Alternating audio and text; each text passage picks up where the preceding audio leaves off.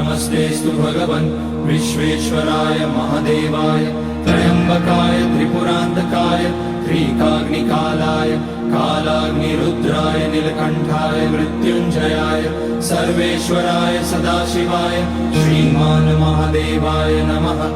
ॐ नमः शम्भवाय च मयोभवाय च नमः शङ्कराय च मयस्कराय च नमः शिवाय च शिवतराय च। ॐ त्र्यम्बकं यजामहे सुगन्धिं पुष्टिवर्धनम् उर्वारुकमिव बन्धनान् मृत्योर्मुक्ष्यमामृतात्। नागेन्द्रहाराय त्रिलोचनाय भस्माकराय महेश्वराय नित्याय शुद्धाय दिगम्बराय तस्मै नकाराय नमः शिवाय। मन्दाकिनी सलिलचन्दन चर्चिताय नन्दीश्वर प्रमथनाथ